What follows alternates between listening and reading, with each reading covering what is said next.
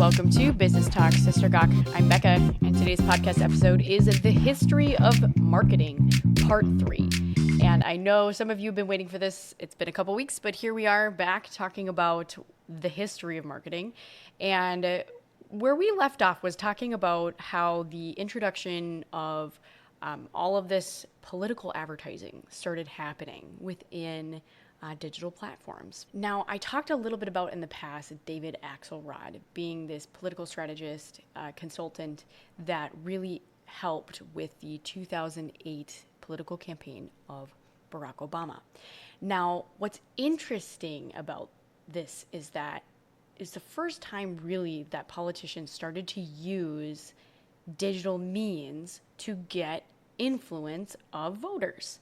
Now, because this is just like a new space and things are kind of the Wild West in this regard, there was all these things that were tried. And I would say one of the things at the beginning that David Axelrod was known for, first of all, in his career, was helping African-American candidates win in the Chicago area. But then also, he was known for, specifically in this campaign at the forefront, was something that he was able to do with a giving campaign.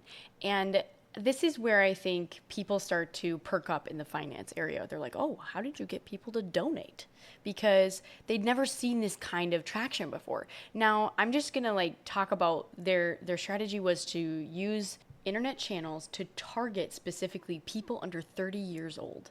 And what they were able to do is say, just give a little bit, just contribute what you can. It was around $100 or less. And what they were able to get in 2007 as they ran this campaign was 470 plus thousand people giving these small micro donations. Now, this was something that was completely different than any strategy that had been tried before.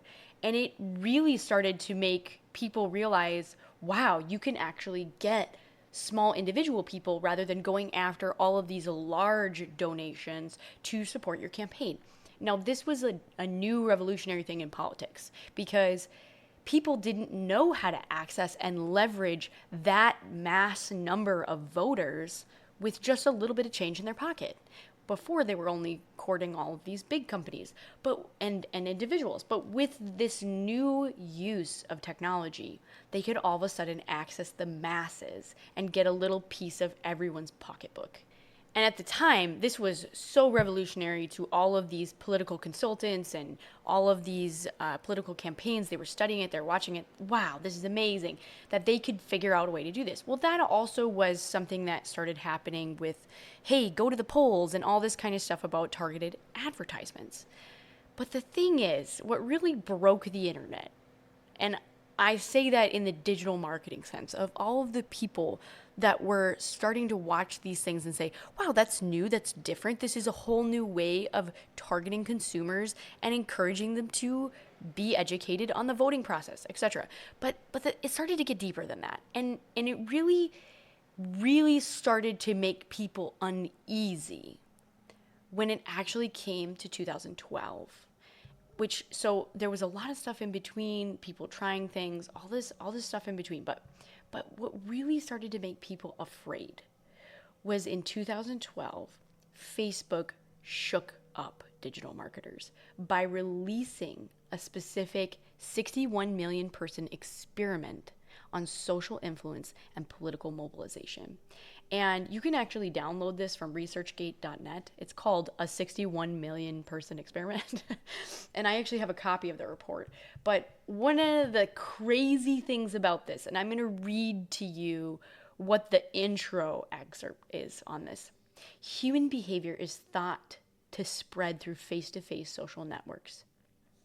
But it is difficult to identify social influence effects in observational studies, and it is unknown whether online social networks operate in the same way. Here, we report results from a randomized controlled trial of political mobilization messages delivered to 61 million Facebook users during the 2010 U.S. congressional elections. The results show that messages directly influence political self-expression, information seeking, and real-world voter behavior of millions of people. Furthermore, the messages not only influenced the users who received them, but also the user's friends and friends of friends. The effect of social transmission on real-world voting was greater than the direct effect of the messages themselves, and nearly all the transmission occurred between close friends who were more likely to have face-to-face relationship. These results suggest that strong ties are instrumental in spreading both online and real-world behavior in human social networks. Okay, so I'm just going to narrow down to one specific aspect of this, that when this research study actually came forward, people started really digging into the data and looking at some of the stuff. And I remember reading at that time period an article about they picked 2 towns, similar size, demographics, all this stuff, and they would do a control study and a like control meaning nothing was done here in this one town, but then they also did a experiment of like self-reported voting or having a validated voting of today is election day, find your polling place in the US, click I voted button to tell your friends you voted. Okay, so when this happened and they compared the 2 towns side by side, they were able to show that they could influence voter turnout at the polls, which at face value is like, oh, okay, well, like we want everyone to get out and vote. So great. And when friends are saying I voted, it influences other friends to feel like they should go vote, right? But the problem is, and this is where everyone started to get nervous about this and start questioning the social responsibility of Facebook's ability to do this stuff, was the aspect of if Facebook or whoever had control of Facebook of the time had a political leaning, they could, based on knowledge of information about people, of their interests, of their leanings, could choose to specifically target and remind their political leaning individuals to go out and vote and choose to not remind everyone else in a different political party. That was the hypothetical. If you have the power to do this, it means you could do this. And that was scary because they had access to so much information. And so people in that entire space within digital marketing started to get a little bit nervous, and they started to talk to each other. What are we going to do about this? How do we know we can trust the people in these positions? And not just with Facebook, you have Google, you have all these other large companies that have a potentially political leaning that's not openly available. But how do we make sure that the people within those organizations do not try to influence our political system for their profitability gain? So then what started happening is people actually started to speak out about this a little bit. And people started changing jobs because some people were like, I don't want to be part of that. I don't want to be in a place where I could potentially be a part of a company where my social responsibility and my ethics are being violated by people above me that I have no control over their decisions, but I'm contributing to them becoming something that I don't want to be. And that's where you started to see this influence of documentaries coming out about the fact that people were trying to speak out and say, there is something happening. Now, what else started happening is we started to see how the self-esteem of teenage girls with the introduction of Instagram and their actual mental health deterioration research was coming out. And people started to realize, oh my goodness, people are being emotionally affected by the internet.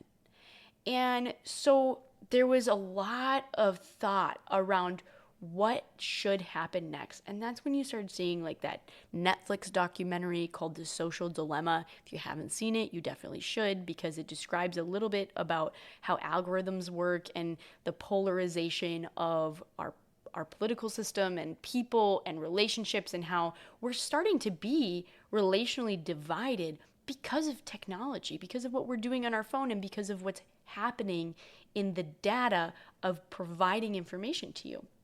And actually, the social dilemma talks about many people that walked away from these organizations were saying, yeah, there was a time where all of these companies started recruiting all of these developers that specifically were working in the gambling industry to try to make the technology more and more addictive. And they started doing that even within your Gmail account, tinging things on your phone, trying to get you to look at your messages, making you feel like you had this fear of missing out. You had to go back to the platforms again and again. The infinite scroll is completely out of the gambling handbook.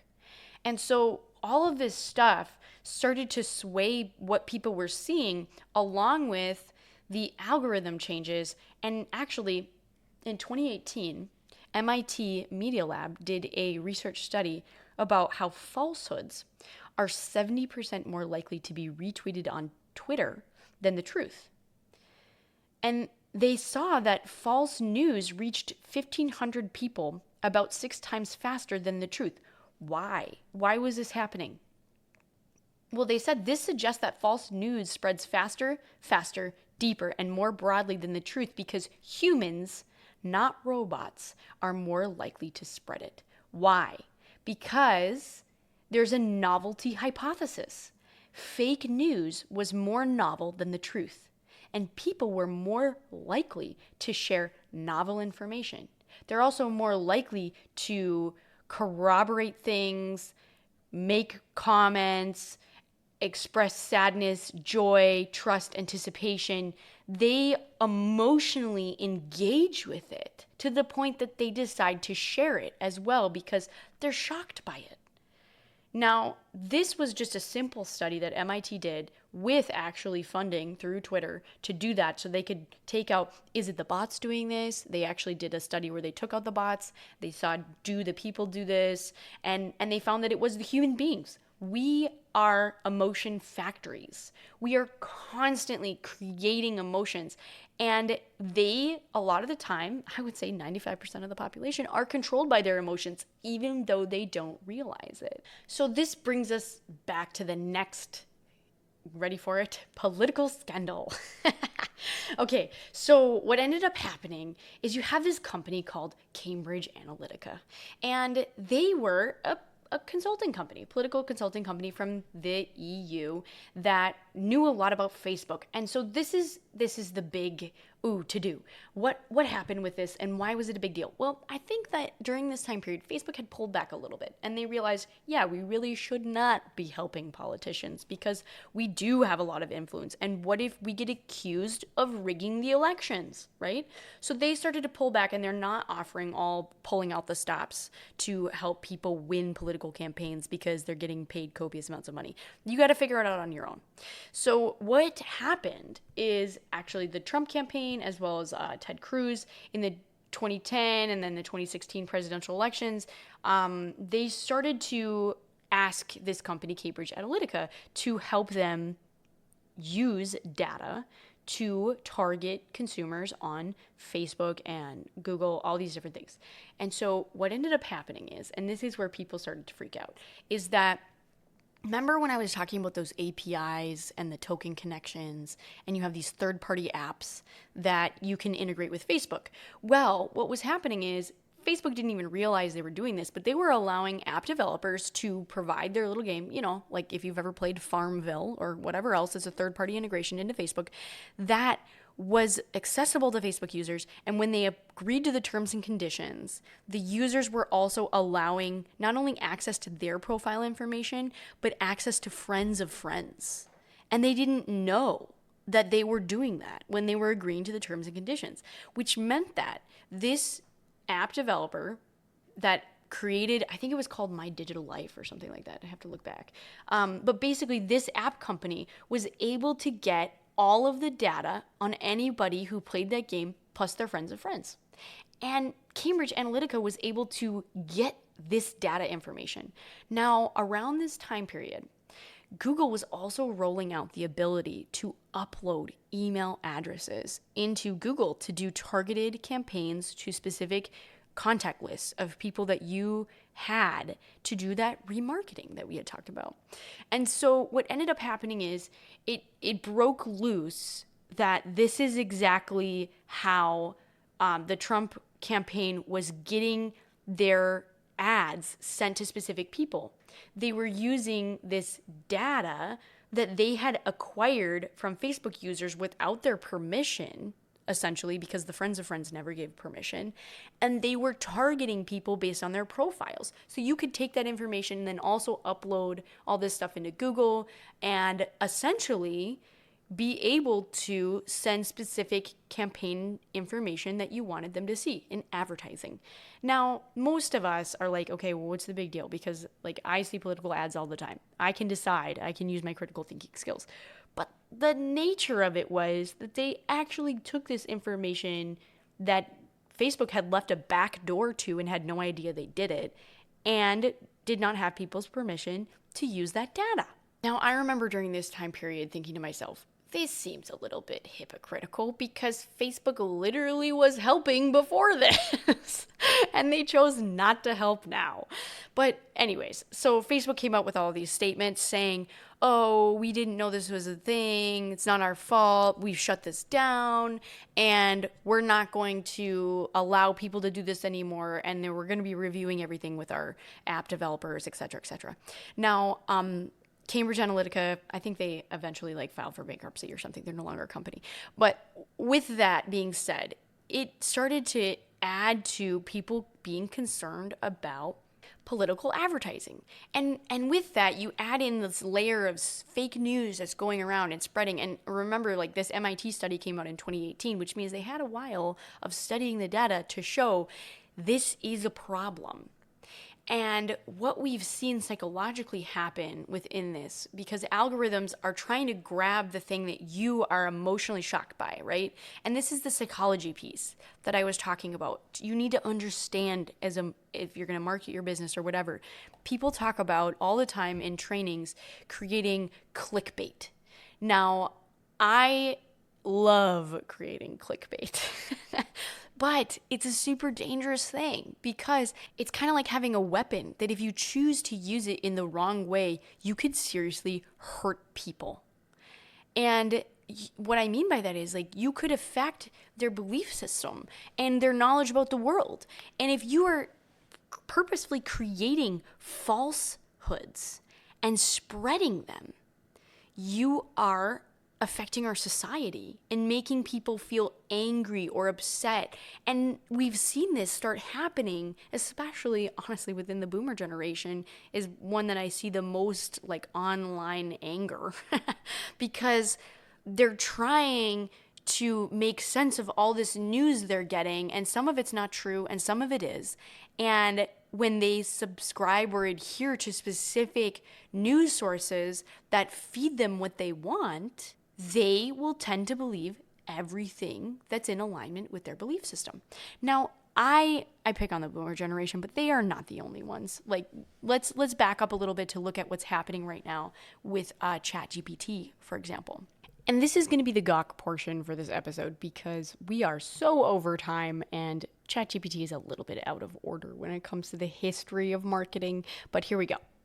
So ChatGPT, for a little bit, they actually had this feature where you could share the link to your conversation with ChatGPT with somebody else. And it was I don't know if it was by default or something on for everybody where you could read all of the conversations.